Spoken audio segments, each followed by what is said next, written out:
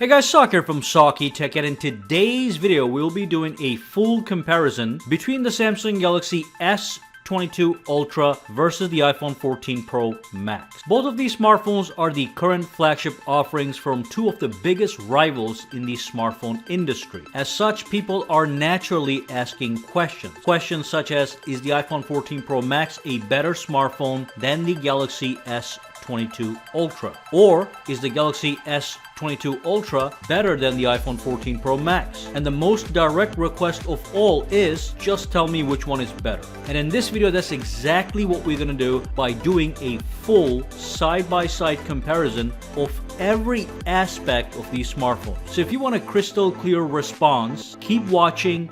Now let's dive in and start by talking about the build and design of these smartphones. So both the iPhone and the S22 have a similar build quality. Front and back, you'll find the latest super tough glass on both of these smartphones. iPhone 14 Pro Max does have a stainless steel band, while the S22 Ultra has an armor aluminum construction, and that's for around the edges. This makes for a high-end build, therefore both smartphones feel like $1 million when you hold them in your hands. When you move on to the design, we have some differences and also a refresh for the iPhone 14 Pro Max. They both have massive frontal displays and they both look gorgeous. S22 has a large and tall display that dominates the screen, leaving tiny bezels on all four sides with a hole cut out on top center, which houses the 40 megapixel selfie camera. Meanwhile, the iPhone gets an updated pill style cutout which houses the Face ID system and the 12 megapixel selfie camera. I must say that the design is a subjective choice,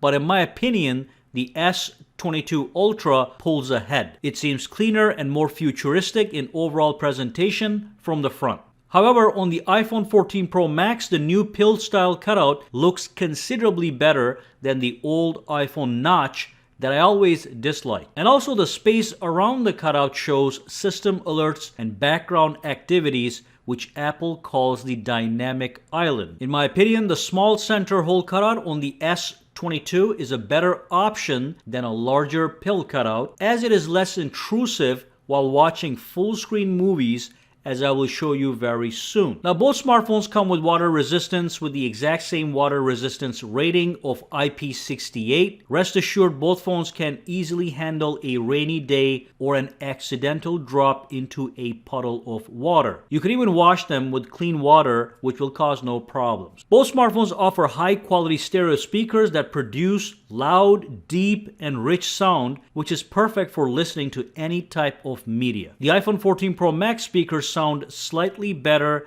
but not dramatically so. So to summarize, in this category so far we have an equal overall value from both smartphones. The only thing I prefer is the overall design of the S22 Ultra. Now let's move on and talk about the processor, performance, and storage options. The iPhone 14 Pro Max sports a powerful A16 Bionic processor with 6 GB of RAM and can be acquired with 128 GB of storage for the base model, with available 256, 512, or 1 TB storage options. The starting price for the Max is $1,100. The Galaxy S22 Ultra sports a powerful Snapdragon 8 Gen 1 processor with 12 GB of RAM and can be acquired with 128 GB of storage for the base model, also available in 256, 512, or 1 TB options. Starting price for the S22 Ultra is $1,200, so it is a little bit more expensive. Neither phone have a microSD expansion option, but like we said, both phones are available with 1 TB of storage if needed. Now, if we move on to the benchmarks, it is clear that the iPhone has considerably more raw horsepower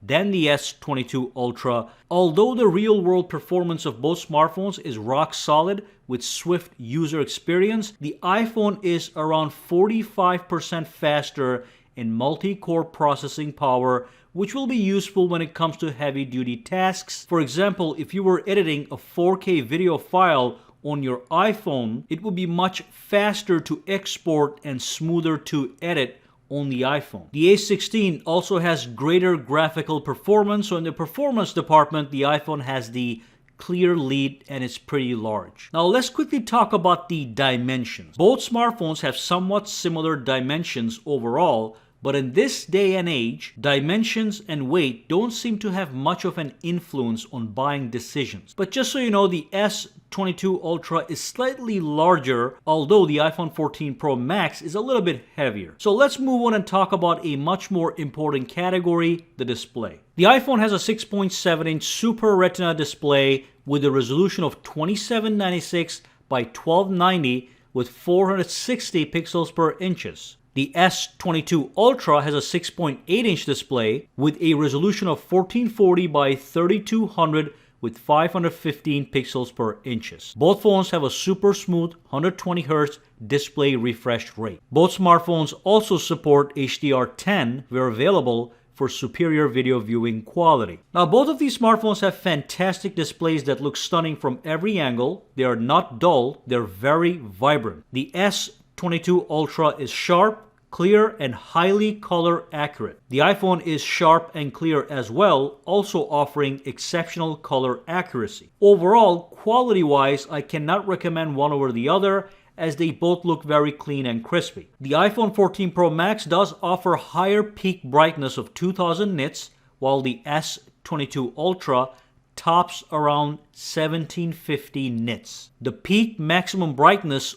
only activates for outdoors. This means iPhone will have better daytime visibility in bright outdoor situations. However, the S22 Ultra has one thing that sets it apart. First, the display is larger, so it has special appeal to anyone interested in extra display real estate. And secondly, movies and videos will feel more immersive on the S22, especially because there also isn't a huge cutout in the way. So definitely it is more pleasurable to watch movies and videos on the S22 Ultra. In this category, I will give a slight lead to Samsung because although the iPhone is brighter outdoors, it is not by a huge margin. For me, the viewing experience and display real estate is more important. Now let's move on and talk about the software. And this is really going to be a matter of preference. With Samsung, you get the latest version of Android that allows for a customizable experience, so you can fully tweak your smartphone to your own sense of style by using things like widgets and themes, and you can even set gorgeous live wallpapers just like this one on your lock screen. On top of themes and widgets, you're able to access special features like the Edge screen, which is a side screen that allows you to add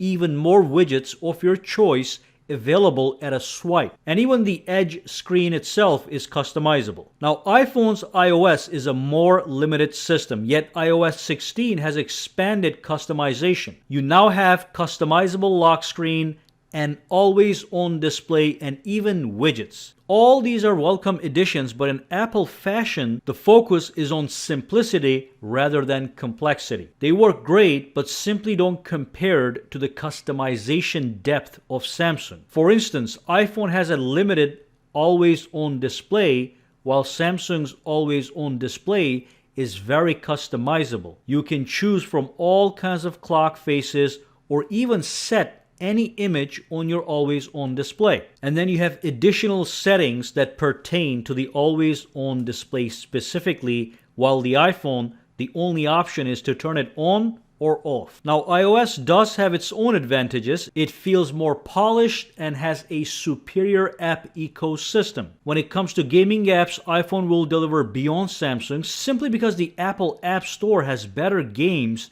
which run smoother than their Android counterparts. That's not to say Android doesn't have good games, it does, but iPhone performs better when it comes to games, and it's probably because of that powerful processor. That's really what it is all about in regards to software: an open-ended customizable experience versus a close-ended app-driven experience. Both systems deliver in their own world. Which one to choose remains with the end user. You can choose refined simplicity versus customizable complexity. iPhone now also has the dynamic island, which allows the space around the cutout to dynamically show system alerts and background activities based on what apps you're using. It's a simple but good concept, but then Samsung has the edge panels that you can invoke with a swipe of a finger, and it offers you great tools and widgets if needed. Additionally, the S22 does have a hidden weapon that the iPhone can only dream about, and that is the S Pen. S Pen is a multifunctional tool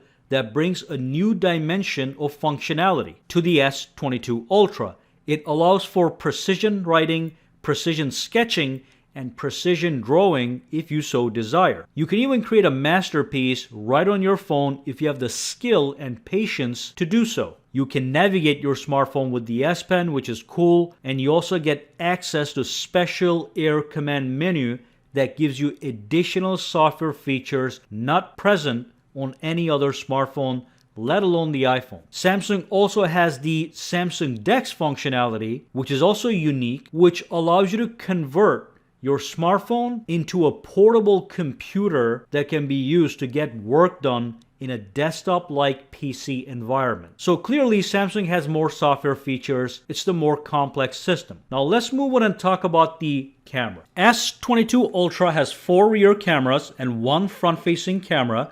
That's a total of 5 cameras, while the iPhone 14 Pro Max has 3 rear cameras and 1 front-facing camera. That's a total of 4 cameras. I don't really care about the front-facing cameras too much, since either smartphone will deliver if your objective is to take selfies or do video conferencing. Now on the rear, S22 Ultra has the following setup. 2 telephoto cameras for zooming in up to 10 times optically, a 12 megapixel super wide angle camera for wide sweeping photos, and a 108 megapixel main camera that most people use all the time. The iPhone 14 has a 12 megapixel telephoto camera for zooming in up to 3 times optically, a 12 megapixel super wide camera, and an upgraded 48 megapixels main camera. Taking general everyday photos on both of these phones are highly satisfactory. End result is what you would expect from top-end flagship cameras. Most consumers will simply launch the camera app and snap a photo. Whether you use super wide or wide,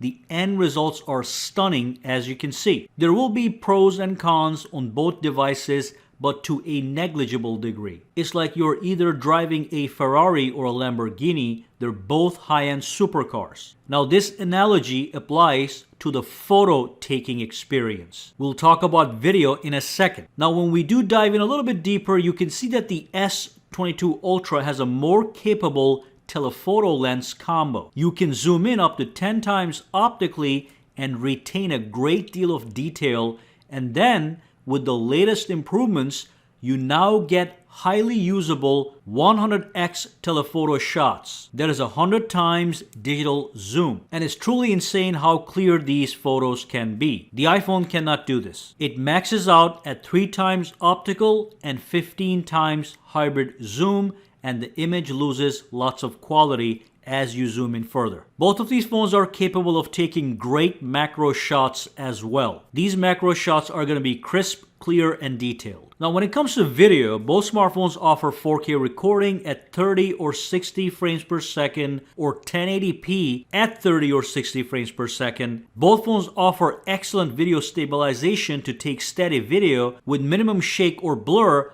although the iPhone's stabilization is more refined. It is going to feel more stable and more smooth. Now, any user will be satisfied by the video capture quality out of these phones, but again, the iPhone does have a smoother consistency in their video department. If you want a smartphone camera mostly for video recording, iPhone 14 Pro Max is going to be the better choice. Now, S22 does have one extra capability in video department. It can record in 8K at 24 frames per second with HDR using its main rear camera. Now this is a feature most people will not be using, so perhaps it's not a huge deal practically speaking. As a total package, both smartphones offer excellent job of providing the user with a solid multi-camera setup. For an average consumer, either camera will yield great quality photos, delivering full satisfaction. However, the S22 Ultra is a more appealing package for people looking at more extreme options, such as a usable 100 times digital zoom and 8K video with HDR, while the iPhone is a better option for people who will do more video shooting. Now let's move on and talk about the battery. In the battery department overall, you get a full day of battery life with medium to heavy use on both smartphones. However, the iPhone yields almost 1 and 1.5 hours of extra battery life, so it does have a lead in battery life. Both the iPhone Max and the S22 offer wireless charging, which is fantastic. S22 has a 45 watt super fast wired charging capability, which makes it faster to charge than the iPhone 14 Pro Max. S22 can fully charge in 1 hour, while the iPhone takes almost 1 hour and 40 minutes. Additionally, the S22 offers wireless power share, which allows you to charge other smartphones as well as compatible accessories such as wireless earbuds and smartwatches using the back of your S22, a feature the iPhone does not have. iPhone has the lead in battery life, while the S22 Plus definitely has the lead in the battery features department. Let's quickly talk about biometrics and security. The iPhone 14 Pro Max offers a powerful Face ID system that uses your face to unlock it. It is fast, convenient, and secure. The S22 Ultra has a fingerprint sensor that also works flawlessly and does have a special futuristic appeal since it is built into the display.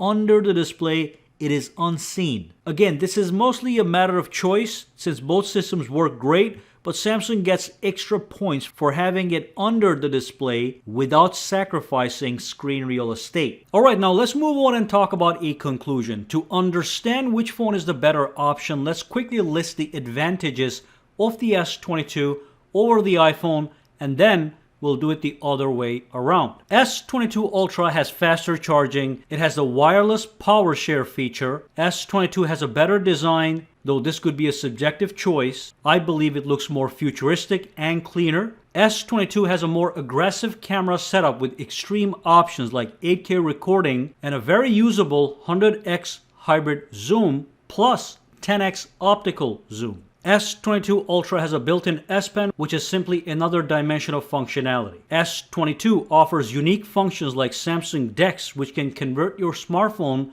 to a very usable PC with a desktop-like interface. It also has biometrics solution without wasting screen real estate. And that's it. On the flip side, here are the main advantages of the iPhone. It has a monstrously fast processor. iPhone has the longer battery life. It has higher peak brightness for better outdoor visibility. And it does offer better video recording in relation to the cameras. And that's for the iPhone. Now, otherwise, both phones have top-notch build quality, great flagship cameras, crisp and clear screens, water resistance, wireless charging, and such. However, looking at all the metrics and seeing how the S22 has more features over the iPhone, we can conclude that the S22 Ultra is the better smartphone, but we do have to add a little disclaimer that it does cost $100 more. In the past, Samsung phones were cheaper than the iPhones and had more features. Over the years, Samsung phones have been removing features and increasing the price, and iPhone is catching up feature-wise. So it's a win for the S22, but the winning margin is getting smaller and smaller. Both phones are top-tier phones, and the end user should decide which one they want based on specific features